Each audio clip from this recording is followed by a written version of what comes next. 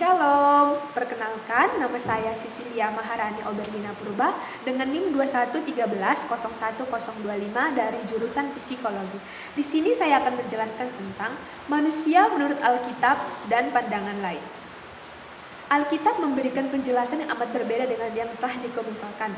Dengan tegas dinyatakan bahwa alam semesta termasuk manusia bukan berevolusi atau terjadi dengan sendirinya, tetapi diciptakan oleh Allah.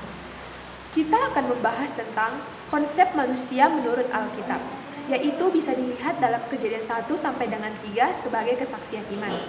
Kesaksian iman dengan menggunakan konsep budaya, maksudnya manusia digambar dan diberikan nafas kehidupan oleh Allah.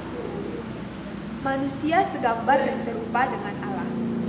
Gambar dan rupa adalah dua istilah yang berbeda, tetapi pada dasarnya memiliki arti yang sama.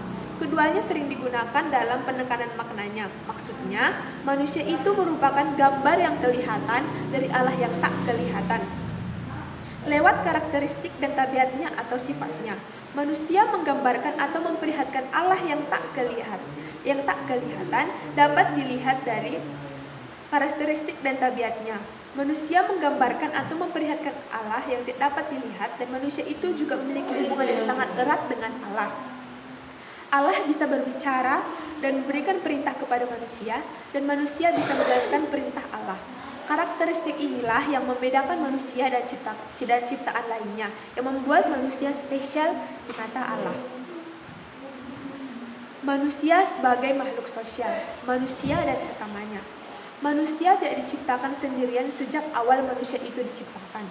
Buktinya, Allah menciptakan Adam, tetapi Allah tidak membiarkan Adam hidup sendiri. Oleh karena itu, Allah menciptakan Hawa untuk melengkapi hidup Adam. Manusia dan pasangan hidup, yaitu dapat dilihat dalam Kejadian 2 ayat 18, dikemukakan oleh Allah bahwa tidak baik kalau manusia itu hidup sendiri. Allah juga menghendaki agar manusia itu memiliki pasangan hidup yang sepadan, karena Allah memberikan tugas yang mulia kepada manusia agar beranak cucu dan memenuhi bumi dan untuk menjaga bumi. Manusia dan masalah gender. Istilah gender lebih banyak mengajuk kepada perbedaan status peranan laki-laki dan peranan perempuan. Terbentuk dalam proses sosial dan budaya yang panjang. Terkadang orang sering membedakan antara perempuan dan laki-laki. Orang sering mengatakan kodrat perempuan itu di dapur, yaitu contohnya seperti memasak, mengurus anak, dan mengurus suami. Sementara kodrat laki-laki itu untuk bekerja. Tetapi dalam Alkitab, laki-laki dan perempuan berperan sebagai mitra dalam rumah tangga. Seorang perempuan adalah penolong yang melengkapi suaminya. Seorang laki-laki adalah penyesuai yang bertindak aktif dalam memberikan dan menyesuaikan diri. Manusia sebagai makhluk etis.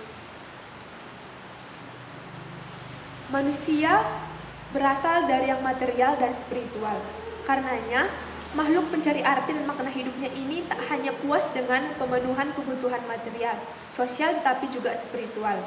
Kesadaran untuk membedakan yang baik dan yang jahat menuju kepada hakikat manusia sebagai makhluk etis. Dengan melarang atau memakan buah pohon pengetahuan yang baik dan yang jahat, seperti yang dalam Kejadian 2 ayat 17. Tuhan menciptakan manusia untuk memiliki kesadaran etis, yaitu mampu membedakan yang baik dan yang jahat. Yaitu, jika manusia melakukan kesalahan, manusia itu harus mampu menerima konsekuensinya. Selanjutnya, kita akan membahas manusia menurut pandangan lain atau non-Alkitab.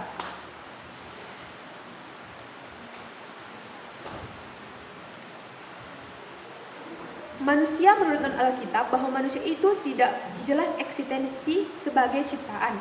Dilihat dari agama suku, tidak dikenal hukum Allah, tetapi hukum alam atau hukum tradisi dan adat istiadat. Jadi, kebaikan dan kejahatan relatif dinilai oleh lingkungan itu sendiri.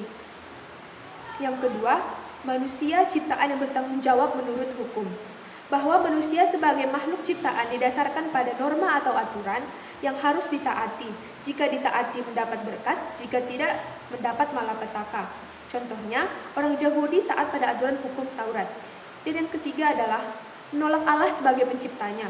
Pandangan komunis Marx, Engels, dan Lenin, manusia dianggap hanya berurusan dengan dirinya sendiri, sehingga sewajarnya manusia hanya mementingkan atau kemajuan kehidupan manusia itu sendiri. Implikasi dari manusia sebagai kesaksian iman dan penguasa dan pemelihara.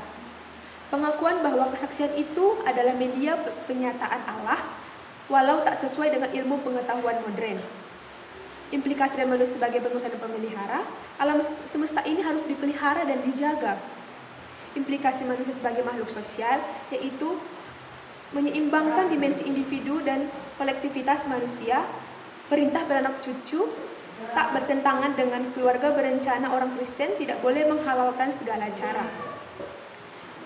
Alkitab yang memberi gambaran ketidakadilan gender tidak harus ditolak, tapi dipelajari latar belakang dan dicari makna biologisnya. Sekian dari penjelasan saya. Terima kasih.